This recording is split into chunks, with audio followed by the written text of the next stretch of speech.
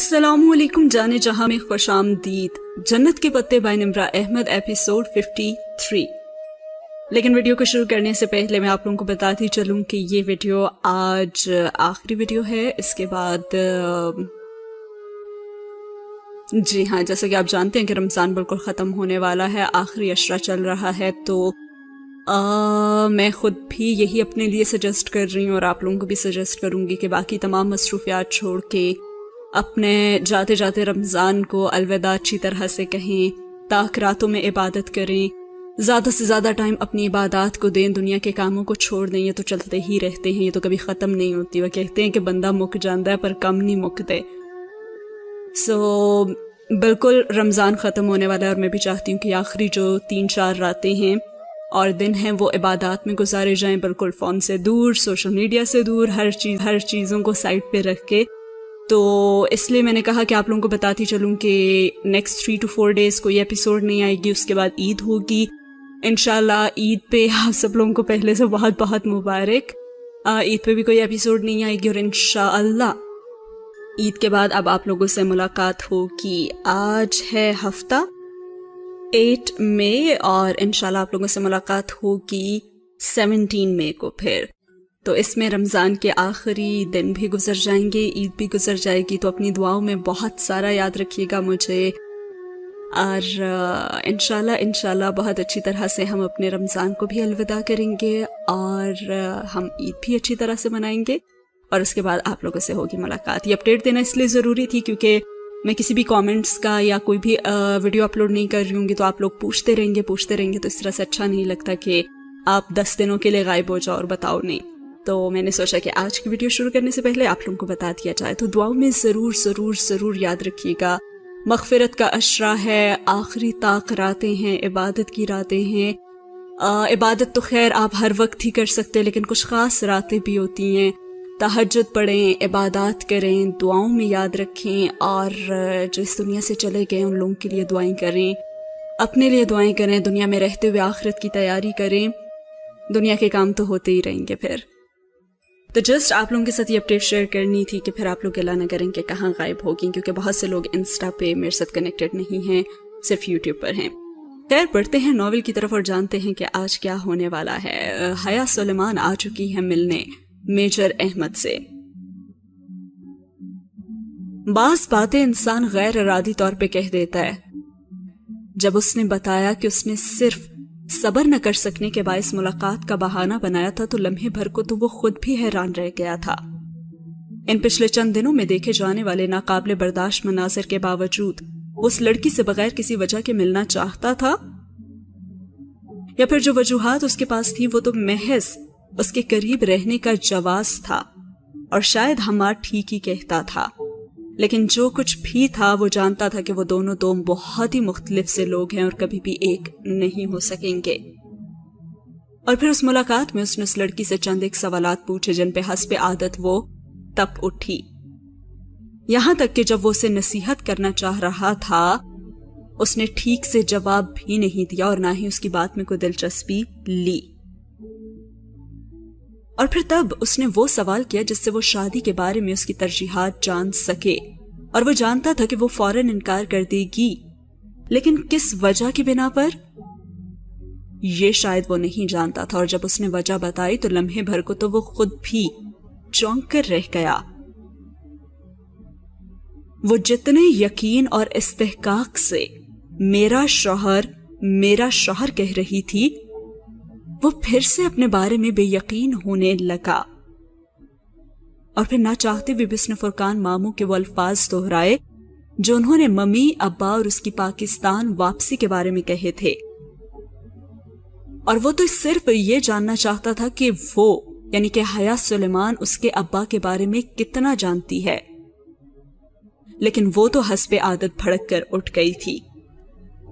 यानी कि जेहान सिकंदर जो उसके आने से पहले ये सोचकर बैठा हुआ था कि वो लगारी से शादी करना चाहती है और वही उसकी पसंद है, और वो जो ठोस सबूत ढूंढने के चक्कर में था हैरान रह गया जब उसने ये कहा कि वो मेरा शौहर है और उससे मेरा बचपन में निकाह हो चुका है और वही मेरा सब कुछ है।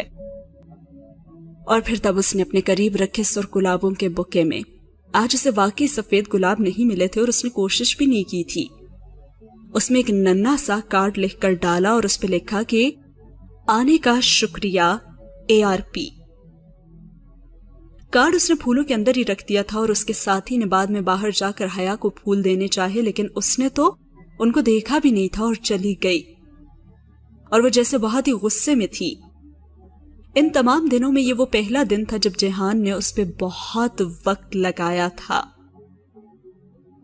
گو کہ وہ بنیادی طور پر اتنا چوکس آدمی تھا کہ اسے وقت نکالنا آتا تھا، مگر ابھی تک جو وہ خود سے کہہ رہا تھا کہ وہ یہ صرف اسے اسکالرشپ لینے سے روکنے کے لیے کر رہا ہے، خود بھی نہیں سمجھ پایا کہ اگر وہ اس کے سامنے آئی بیٹھی تھی تو اس نے ہر بات کہہ دی سوائے اسکالرشپ نہ لینے کے۔ وہ تو اس بارے میں ایک لفظ بھی نہیں کہہ سکا تھا، تو کیوں؟ شاید اس لیے کہ ان کی گفتگو جس تلخ موڑ پہ آ کر رکی تھی، اس کے بعد اس کو کسی کام سے منع کرنے کا مطلب تھا کہ وہ جان بوجھ کر وہی کام کرے گی۔ لیکن وہ ایک دفعہ پھر سے کوشش کرنا چاہتا تھا اور اگلے 2 دن وہ اپنے کام پیک اپ کرتا رہا۔ اس کا کام ٹھیک سے نہیں ہو پایا تھا کیونکہ میڈم سیکنڈ سیکرٹری واپس آ رہی تھی کسی میٹنگ کے سلسلے میں، اور اس کے پیشے میں اکثر ایسے ہی ہوتا تھا، بہت دن اور بہت صبر و تحمل سے کسی معلومات کے ملنے کے انتظار کے بعد ایک دم سے ناکامی منہ پہ آ آتی تھی۔ اور پھر تیسرے روز وہ رات میں پھر سے جناح سپر مارکیٹ کے ایک ویران سے چبوترے پہ اس سے ملا تھا۔ دنیا کے ہر حساس ادارے میں سب سے زیادہ قدیم اور کسی حد تک گھسا پٹا طریقہ جو کسی بھی شخص کا احسان اور اعتماد جیتنے کا بتایا جاتا تھا، وہ یہی تھا کہ پہلے آپ اپنے مطلوبہ شخص کو کسی مصیبت میں گرفتار کرائیں، پھر عین وقت پہ پہنچ کر خود کو ہیرو ثابت کر دیں۔ اگر اگلا شخص عقل مند ہوا تو آپ کی حرکت جان جائے گا اور کبھی بھی آپ کا احسان مند نہیں ہوگا، اور اسے تو نہیں معلوم تھا کہ وہ کتنی عقل مند ہے۔ البتہ وہ یہ نہیں جان پائی کہ لڑکے اسے کس کے کہنے پہ ستا رہے تھے۔ اسے اس روز وہ ذرا غائب دماغ لگی تھی، جیسے کسی بات پہ الجھی ہوئی ہو، اور وہ اپنے شوہر کو ڈھونڈنا چاہ رہی تھی، اور آج پھر اس کی گفتگو میں صرف اس کے شوہر کا ہی تذکرہ تھا۔ وہ اب بھی نہیں سمجھ پا رہا تھا کہ وہ اپنے شوہر کا انتظار کیوں کر رہی ہے، کیا اس لیے کہ وہ رشتہ ختم کر سکے یا پھر اس لیے کہ وہ رشتہ نبھا سکے۔ جو بھی تھا وہ میجر احمد کا امپریشن اس پہ بہت اچھا ڈالنا چاہتا تھا۔ وہ نہیں چاہتا تھا کہ اسے شک بھی پڑے کہ وہی ڈولی دراصل میجر احمد ہے، اور چبوترے پہ جانے سے پہلے اس نے چند ایک رسمی فکرے ریکارڈ کر کے اس ریکارڈنگ کا ٹائم لگا دیا تھا۔ عین وقت ہونے پہ حیا کا فون بج اٹھا اور وہ یہ بھی دیکھنا چاہتا تھا کہ وہ میجر احمد کے احسان مند ہے بھی یا نہیں، لیکن اس نے عادت کے مطابق پوری بات سنے بغیر ہی جھڑک کر فون رکھ دیا۔ وہ میجر احمد کو پسند نہیں کرتی تھی، یہ بات وہ جان گیا تھا، اور پھر اسے وہ گاڑی والا لڑکا یاد آتا تو لگتا کہ وہ واقعی جہان سے رشتہ ختم کرنا چاہتی ہے۔ شاید میجر احمد کے سامنے وہ اپنے شوہر کا ذکر صرف دھمکی کے طور پر کرتی رہی تھی تاکہ وہ اسے تنگ نہ کرے، اور پھر جب وہ جانے لگی تو اس نے وہی کہا جو وہ کہنا چاہتا تھا۔ شاید اس کی بد دعا سن کر وہ رک جائے، اور پھر وہ چبوترے کی دیوار کے عقب میں جا کر کھڑا ہوا تھا، اور تب بھی اسے امید تھی کہ وہ مڑ کر ضرور آئے گی، یہ دیکھنے کہ وہ کون ہے اور کیوں ہے۔ لیکن وہ ذرا سی رکی، مڑ کر دیکھا اور پھر واپس آگے بڑھ گئی۔ اس کا ذہن تو واضح طور پر کہیں اور ہی الجھا ہوا تھا۔ دراصل یہ اس سین کی بات ہو رہی ہے جو کہ حیا سلیمان کی ٹریول جرنی میں ایک پوائنٹ پہ آیا تھا، جب وہ ترکی جانے سے پہلے کافی زیادہ پریشان تھی اور وہ باہر واک کر رہی تھی تو کچھ لڑکے اس کے پیچھے لگ گئے تھے، اور پھر سے وہاں پہ ڈولی آ گیا تھا، اور بیسیکلی وہ جو لڑکے پیچھے لگے تھے وہ خود ہی میجر احمد نے لگائے تھے کہ پہلے اسے مصیبت میں پھنسائے اور پھر اوپر سے ہیرو بن کے اسے اس سے بچا لے۔ اور پھر وہاں پہ جب وہ جانے لگی تھی تو ڈولی نے اسے بد دعا دی تھی کہ خدا کرے کہ تمہیں تمہارا شوہر نہ ملے، کچھ اسی طرح کا اس نے کہا تھا۔ اور پھر جب اس نے مڑ کر دیکھا تھا تو ڈولی وہاں پہ نہیں تھی، اور وہ بھی کافی پریشان ہو گئی تھی یہ بات سن کر۔ تو یہ اس سین کی بات ہو رہی ہے۔ خیر جہان کا تو کام نہیں ہو سکا تھا اور اب مزید یہاں ٹھہرنا بھی بیکار تھا اور اب اسے واپس جانا تھا. 15 جنوری کو اس کی فلائٹ تھی اور اس کے پاس اب صرف ایک دن تھا. صرف اور صرف اپنے دل کو مطمئن کرنے کے لیے وہ ایک آخری کوشش کرنا چاہتا تھا.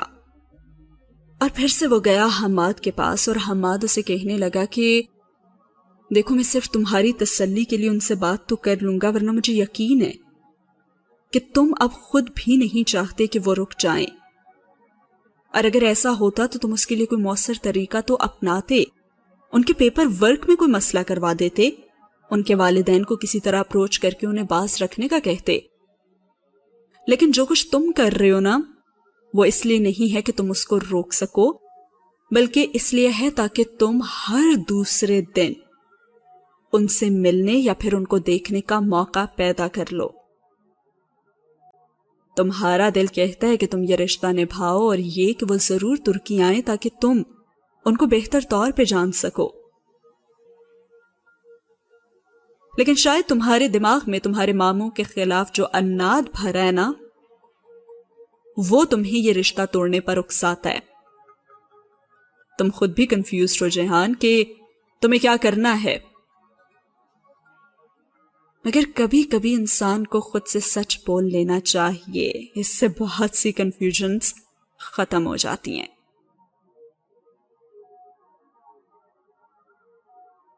اور حماد جب بھی اس طرح کی باتیں اس کے سامنے کرتا تو وہ اس کی باتوں کو نظر انداز کر دیتا، اور آج بھی وہ اپنی بات پہ قائم تھا کہ وہ اپنی بیوی کو اپنے قریب ترکی میں نہیں دیکھنا چاہتا، اور حماد جو کچھ کہہ رہا تھا وہ سچ نہیں تھا. لیکن چونکہ اب اس کو روانگی کا حکم مل چکا تھا اور کل دوپہر میں اس کی فلائٹ تھی، سو وہ ایک آخری کوشش آج کے دن کرنا چاہتا تھا. حماد کو آج اپنی امی اور بہن اینی کے ساتھ شاپنگ پر جانا تھا اور وہ لوگ اس کی شادی کی شاپنگ کر رہے تھے، جبکہ دوسری طرف جہان اپنے اپارٹمنٹ میں پیکنگ کر رہا تھا اور ساتھ میں وہ اپنے ٹریسر کا سٹیٹس بھی ضرور چیک کرتا تھا. اس نے دیکھا کہ صبح وہ ڈپلومیٹک انکلیو میں تھی، پھر پنڈی چلی گئی شاید، اور پھر وہ سوچنے لگا کہ شاید اس نے وہاں سے کچھ اٹھانا ہو، کیونکہ پھر وہ واپس ڈپلومیٹک انکلیو چلی گئی تھی. اور یہ اس سین کی بات ہو رہی ہے جس دن خدیجہ رانا کے ساتھ وہ ترکی ایمبیسی میں گئی تھی ویزا لگوانے، لیکن پھر اسے یاد آیا تھا کہ اس کا تو پاسپورٹ بھی بن کر نہیں آیا اور وہ اس کے لیے پنڈی گئی تھی، اور پھر وہ واپس وہاں آئی تھی، اور جب ان کا سب کچھ کلیئرنس ہو گئی تھی تو وہ دونوں شاپنگ کے لیے گئی تھیں. ابھی دوپہر پوری طرح سے نہیں چھائی تھی جب جہان نے اسے F7 کی طرف جاتے ہوئے دیکھا. کل رات بھی وہ جناح سپر میں ہی تھی، سو آج بھی شاید وہیں جا رہی ہو. اس لڑکی کو شاپنگ کا لگتا ہے بہت ہی شوق ہے. بہرحال اس نے حماد سے بات کی اور وہ لوگ F10 جا رہے تھے، لیکن چونکہ وہ حیا سے بات کرنے کے لیے راضی تھا اس لیے وہ جناح سپر چلا آیا. حماد اس سب کو ایک اتفاقیہ ملاقات کی طرح پلان کرنا چاہتا تھا، چونکہ یہ طے تھا کہ وہ اسے اپنے میجر احمد ہونے کا تاثر دے گا. اس لیے غلط لگتا کہ جو شخص اپنی بدصورتی کے باعث پہلے اس کے سامنے نہیں آ رہا تھا اب ملاقات پہ راضی ہو گیا. اسی لیے اس نے پلان کیا کہ وہ بھی اسے شاپنگ مال میں جائے گا اور اسی جگہ پہ جہاں پہ حیا سلیمان ہوگی، اور یہ ایک اتفاقی ملاقات ہوگی تو وہ اسے اس کے چہرے سے ضرور پہچان جائے گی. اپنی جاب میں وہ اکثر ایسے اتفاقیہ مواقع پیدا کرتے رہتے تھے اور ان کے نزدیک وہ لوگ احمق تھے جو موقع ملنے کا انتظار کیا کرتے تھے، کیونکہ مواقع ڈھونڈنے نہیں بلکہ پیدا کیے جاتے ہیں. اب ایک بہت ہی معصوم سے اتفاق میں وہ ایک ہی دکان میں اس سے ٹکرا جاتا اور وہ یقیناً اس کا آدھا جھلسا چہرہ دیکھ کر تو چونکتی، اور اسی پل اینی اسے احمد بھائی کہہ کر پکارتی، کیونکہ اینی کو وہ پہلے سمجھا چکا تھا کہ آج وہ اسے مارکیٹ میں احمد بھائی کہہ کر پکارے گی، کیونکہ وہ کسی کو یہ تاثر دینا چاہتا ہے کہ اس کا نام حماد نہیں بلکہ احمد ہے. اینی اپنے بھائی کی ان مشکوک حرکتوں کی تو پہلے ہی عادی تھی اور وہ بھی شانے اچکا کر راضی ہو گئی. جو بھی تھا اپنے بھائی کی مدد کر کے اسے ہمیشہ خوشی ہوتی تھی. حماد نے وہیں سے اسے فون کیا اور کہا کہ میں فیملی کے ساتھ مارکیٹ میں ہوں، لیکن مجھے یہ معلوم نہیں ہے کہ وہ کس شاپ میں جائیں گی. وہ اس وقت اپنا بیگ پیک کر رہا تھا. حماد وہ جو سعید بک بینک والا پلازا ہے نا، اس میں جہاں پہ خالی چبوترا سا بنا ہے؟ ہاں جہان، لیکن پھر کوئی بک فیئر شاید لگا ہوا ہوگا، وہ تو خالی نہیں ہے ابھی۔ اچھا، تم اس کے آس پاس کوئی کپڑوں یا پھر جوتوں کی کیا کوئی ایسی شاپ ہے جس پہ سیل لگی ہوئی ہے؟ اور وہ سوچ سوچ کر بول رہا تھا، اس نے اتنے دنوں میں ایک چیز کا تو اندازہ کر لیا تھا کہ وہ لڑکی کپڑوں اور جوتوں کی بہت شوقین تھی۔ ہاں، یہ یہاں سے تھوڑا سا آگے ایک جگہ سیل لگی ہوئی ہے۔ ہاں تو تم وہیں جاؤ، وہ ادھر ضرور آئے گی۔ اور وہ بہت ہی وثوق سے بولا تھا، اور وہ کپڑے تہہ کرتے ہوئے پھر اسی نہج پہ سوچنے لگا کہ کیا وہ واقعی چاہتا تھا کہ وہ نہ جائے، یا پھر بس اس کی ہر پل خبر رکھنے کا بہانہ ڈھونڈ رہا تھا وہ۔ اور پھر اسے حماد کی وہ بات یاد آئی جب اس نے کہا تھا کہ جیہان تم کنفیوزڈ ہو، اور پھر سے اس نے اپنے سر کو جھٹکا۔ ابھی پورا گھنٹہ بھی نہیں گزرا تھا جب حماد کا دوبارہ فون آیا۔ وہ بھی لیپ ٹاپ سامنے رکھے کچھ ٹائپ ہی کر رہا تھا، اور حماد کا فون نمبر دیکھ کر ایک دم اس کا دل بہت اداس ہوا تھا۔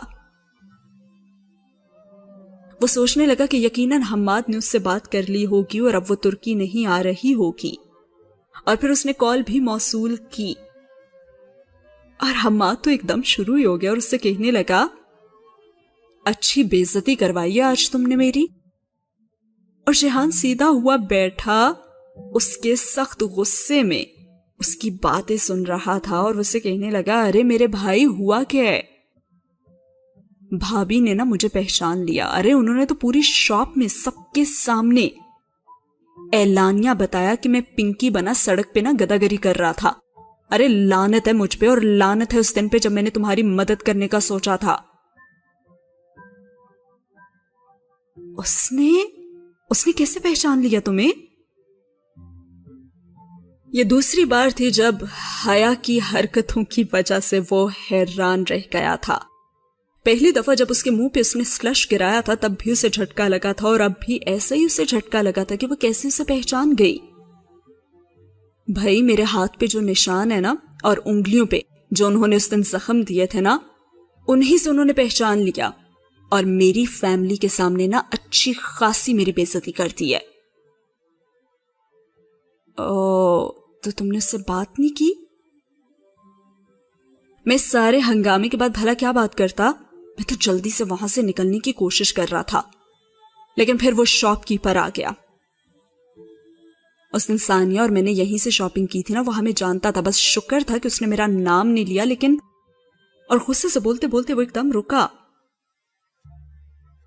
تم جو چاہ رہے تھے نا کہ میجر احمد کا امپریشن اچھا پڑے، وہ اب نہیں ہو سکے گا، کیونکہ ملنے سے پہلے میں نے اینی سے کہا تھا کہ وہ مجھے احمد کہہ کر پکارے گی، اور اس نے تمہاری مسز سے لڑتے ہوئے بھی میری ہدایت یاد رکھی اور اس نے مجھے احمد سے ہی پکارا۔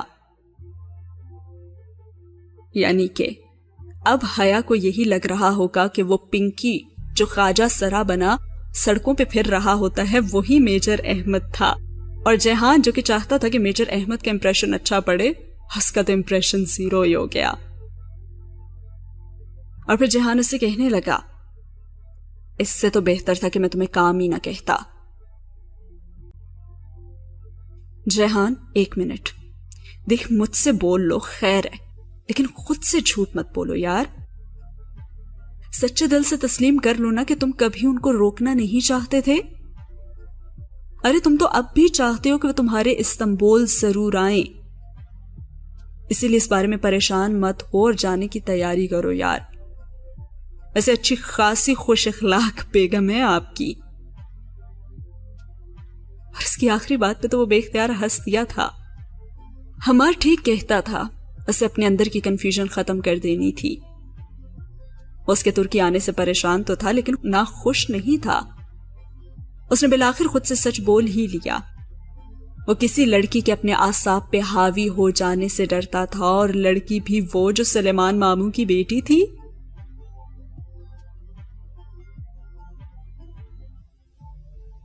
مگر نہیں، اسے ایسا نہیں سوچنا چاہیے تھا۔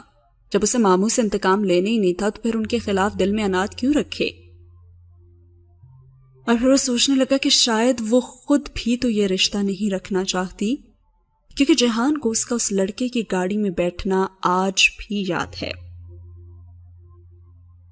اور پھر وہ سوچنے لگا چلو ٹھیک ہے، وہ آ جائے گی تو کبھی نہ کبھی وہ اس سے یہ بات بھی کلیئر کر لے گا۔ اور اب وہ مطمئن تھا اور سین ہوا یہاں پہ ختم۔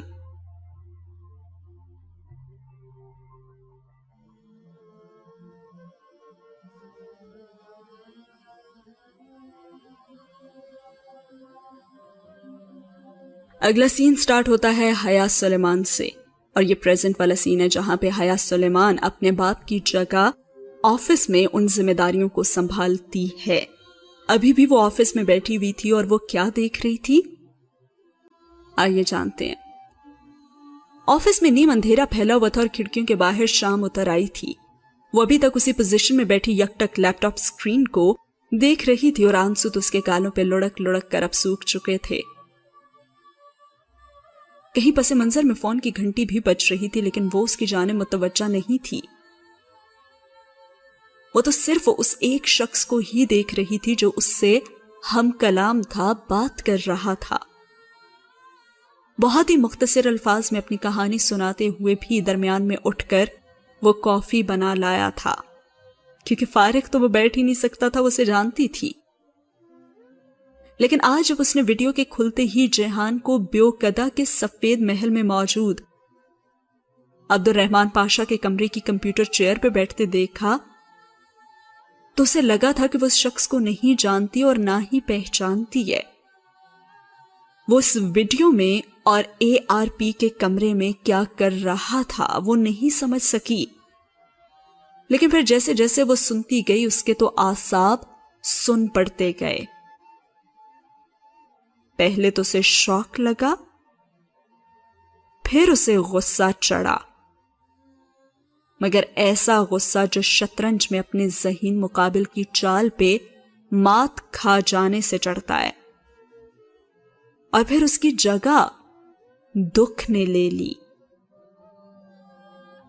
اور پہلی دفعہ اسے احساس ہوا تھا کہ جب تک انسان دوسری کی جگہ پہ کھڑا نہ ہو اسے پوری بات سمجھ میں نہیں آتی۔ ٹیلی فون کی گھنٹی ابھی تک بج رہی تھی اور اس نے ہاتھ بڑھا کر ویڈیو کو وہیں روکا۔ ابھی تو وہ آدھی بھی نہیں ہوئی تھی اور ابھی تک جیہان نے اس آدمی کا ذکر کیا بھی نہیں تھا جس کے چہرے پہ حیا نے کافی الٹی تھی۔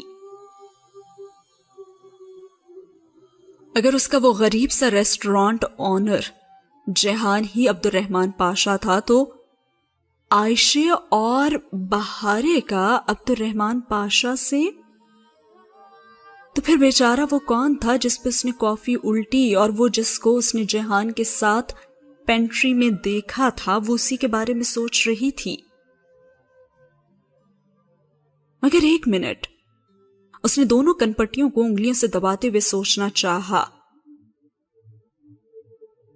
اسے تو سمجھ ہی نہیں آئی کہ اس کو کس نے کہا تھا کہ وہ عبد الرحمن ہے۔ کیا کسی نے کہا تھا کہ اس کا نام عبد الرحمن پاشا ہے؟ کیونکہ وہاں پہ تو صرف ARP لکھا ہوا تھا۔ اس نے کافی سوچا لیکن اسے کوئی یاد نہیں آیا۔ اسے تو کسی نے بھی نہیں کہا تھا کہ ARP عبد الرحمن پاشا ہے۔ اس نے تو آنے کے ساتھ اس کی تصاویر دیکھ کر از خود یہ فرض کر لیا تھا کہ وہی عبد الرحمن ہوگا۔ تب تو وہ یہ بھی نہیں جانتی تھی کہ آنے کا ایک دوسرا بیٹا بھی ہے، ان کا اصلی بیٹا، گمشدہ بیٹا، جو عرصہ پہلے ادالار چھوڑ کر چلا گیا تھا۔ ہاں وہی تو تھا ان کا گمشدہ بیٹا، تبھی تو اس کی تصاویر گھر میں ہر جگہ لگی ہوئی تھی۔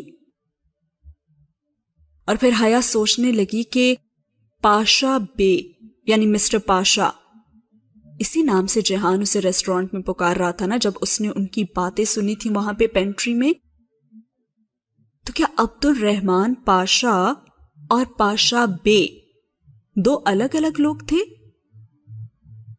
اب فون تو مسلسل بجے جا رہا تھا اور اس نے اکتا کر میز پہ رکھے فون کو دیکھا اور ابا کی سیکرٹری کو کہا بھی تھا کہ اسے مت ڈسٹرب کرے، لیکن کوئی سنے تو نہ۔ اس نے ریسیور اٹھایا اور کہا، جی میم، ولید صاحب آپ سے ملنا چاہتے ہیں اور وہ اصرار کر رہے ہیں۔ کیا میں جی انہیں بھیج دیں، اس نے ناگواری کی اٹھتی لہر کو دبا کر کہا اور فون رکھ دیا۔ صرف اس فضول آدمی کی وجہ سے اس کا کردار جیہان کی نظروں میں مشکوک ہو کر رہ گیا تھا، اور صرف یہی نہیں، وہ تو کمپنی کے ساتھ بھی وفادار نہیں تھا۔ آج تو وہ اچھی طرح نپٹے گی اس سے۔ اس نے آفس کا لاک کھولا اور نقاب کی پٹی سر کے پیچھے باندھ لی اور پھر لیپ ٹاپ بند کر کے فلیش ڈرائیو ڈبی میں واپس ڈال دی۔ اس نے سوچا کہ باقی کی ویڈیو وہ گھر جا کر دیکھ لے گی، اور ویسے بھی شام ہونے کو آئی تھی اور وقت کا تو کچھ پتہ ہی نہیں چلا تھا۔ ابھی تک اس کے اعصاب شل تھے۔ دروازہ کھلا اور ولید لمبے لمبے ڈگ اٹھاتا اندر داخل ہو گیا، اور اس کے لبوں پہ ہمیشہ کی طرح استحصائیہ مسکراہٹ بکھری تھی، جبکہ وہ کرسی پہ ٹیک لگائے دونوں ہاتھوں پہ کوہنیاں جمائے اسے آتے دیکھتی رہی۔ کیسی ہیں آپ میڈم ایم ڈی؟ اس کے سامنے کرسی کھینچ کر بیٹھتے وہ بولا۔ آپ بتائیں کہ کیا کام تھا؟ وہ خشک لہجے میں بولی، اور وہ رات پھر سے تازہ ہو گئی تھی۔ کیا سوچتا ہوگا جہان اس کے بارے میں، اف۔ اور پھر ولید کہنے لگا کہ کل بورڈ آف ڈائریکٹر کی میٹنگ میں ہم آپ کے خلاف قرارداد لا رہے ہیں۔ اور وہ پتہ دینے والی مسکراہٹ کے ساتھ کہتے ہوئے اس کی میز سے پیپر ویٹ اٹھا کر انگلیوں میں گھمانے لگا۔ کیسی قرارداد؟ اس نے حتی الامکان لہجے کو نارمل رکھنے کی کوشش کی۔ آپ جانتی تو ہیں کہ تمام ڈائریکٹرز اگر مل کر ایم ڈی کے خلاف قرارداد لائیں، عدم اعتماد کی، یعنی کہ ان کو اس پہ بھروسہ نہیں ہے، تو ایم ڈی کو ہٹایا بھی جا سکتا ہے۔ اور وہ خاموشی سے اس کی باتیں سنتی رہی۔ شاید ولید نے تازہ کمپنی لا پڑھا تھا، ورنہ اسے یہ خیال پہلے دن ہی آ جانا چاہیے تھا۔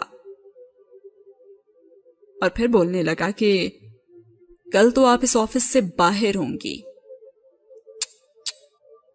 مجھے افسوس ہو رہا ہے مگر ہم نے بہت برداشت کر لیا ہے آپ کو۔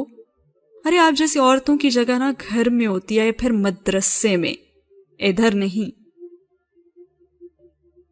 اور وہ اب بھی لب بھینچوں سے دیکھتی رہی۔ ایسا کرے کہ آپ اپنی ضروری اشیاء سمیٹ لیں، آخر کل آپ کو یہ جگہ چھوڑنی جو پڑے گی۔ میں تو بس یہی بتانے آیا تھا ادھر، وہ فاتحانہ انداز میں کہتا اٹھ کھڑا ہوا۔ بیٹھیں آپ، اس نے انگلی سے ایک دم اتنے تحکم سے اشارہ کیا کہ وہ بے اختیار اگلے ہی پل واپس بیٹھ گیا۔ اب میری بات سنیں۔ حیا دونوں مٹھیاں میز پہ رکھے کرسی پہ ذرا آگے کو ہوئی۔ میں نے منگل والے روز ہیڈ آرکیٹیکٹ اور آپ کی گفتگو ریکارڈ کی تھی، کیا آپ سننا چاہیں گے؟ اور ولید کے چہرے کے تاثرات تو ناقابل فہم ہو گئے، اور اس نے سوالیہ آئی برو اٹھائی اور پوچھا، کون سی گفتگو؟ انجان بننا آپ کو فائدہ نہیں دے گا مسٹر ولید۔ میں جانتی ہوں کہ اسٹریٹ سینٹر کے پروجیکٹ پلان میں آپ کے کہنے پر آرکیٹیکٹ نے گڑبڑ کی تھی، اور صرف یہی نہیں بلکہ جس کمپنی کو وہ پروجیکٹ مل گیا تھا اس کے مالکان سے آپ کے بہت ہی گہرے روابط ہیں، اور یہ ساری آپ کی اپنی کہی باتیں ہیں، میرے پاس تو ثبوت ہیں اس کے۔ وہ کہہ رہی تھی اور ولید کے لب بھینچ گئے اور آئی برو تن گئے۔ آڈیو کسی چیز کا ثبوت کبھی نہیں ہو سکتی میڈم۔ ہاں تو مجھے کورٹ میں کسی کو کچھ دکھانا بھی نہیں ہے، مجھے تو صرف اپنے ابا کو یہ سب کچھ بتانا ہے، اور ویسے بھی وہ اب ٹھیک ہو رہے ہیں اور اسی ہفتے وہ دوبارہ جوائن بھی کر لیں گے۔ آج جب گھر جا کر میں ان کو آپ کی اصلیت بتاؤں گی تو وہ اپنی بیٹی کی ہر بات فوراً مان لیں گے۔ اور ویسے بھی ہماری کمپنی لا کے مطابق اگر ایسا کچھ ثابت ہو جائے تو نہ صرف آپ کے شیئرز فریز ہو سکتے ہیں بلکہ ابا کو، آپ جانتے ہی ہیں نا، وہ تو اپنے ساتھ دغا کرنے والوں کو یوں ہی نہیں چھوڑ دیتے، سڑک پہ لے آئیں گے وہ آپ کو۔ اور ولید کا چہرہ تو سرخ ہو گیا اور وہ غصے سے غرایا اور کہنے لگا، میں تمہیں جان سے مار دوں گا۔ میں نے کمپنی کے ساتھ کوئی دغا نہیں کیا، اور اگر تم نے اپنے ابا کو کوئی الٹی سیدھی بات بتانے کی کوشش کی تو مجھ سے برا کوئی نہیں ہوگا۔ اور اس نے مسکرا کر سر اٹھا کر ولید کو دیکھا. کسی سے تو وہ بھی ڈرتا تھا. اور پھر اس نے کہا کہ میں دیکھ لوں گا تمہیں، اور ایک شعلہ بار نگاہ اس پہ ڈال کر وہ مڑا اور تیز تیز چلتا باہر نکل گیا. اور پھر سے وہ جیہان کی اس ویڈیو کی طرف مڑ گئی اور انہیں سوچوں میں گم ہو گئی. سوچنے لگی کہ اس آدمی کو وہ سمجھانے کے لیے اس کے ساتھ بیٹھی تھی اور اس کی اسی حرکت نے اسے جیہان کی نظروں میں مشکوک بنا دیا تھا. جب جیہان اس سے ملے گا تو وہ سب سے پہلے یہی بات کلیئر کرے گی.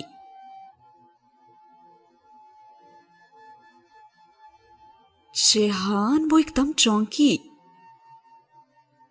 یہ ویڈیو تو اس نے لاکر سے 1 ماہ قبل نکالی تھی نا، اور یہ ساری باتیں تو پرانی ہو گئیں. تو وہ ابھی کہاں تھا؟ اور اسے پنکی کی وہ بات یاد آئی کہ پنکی نے پزل باکس اسے تھماتے ہوئے کہا تھا کہ جب تک وہ اسے کھول پائے گی تب تک وہ شاید اس دنیا میں نہ رہے.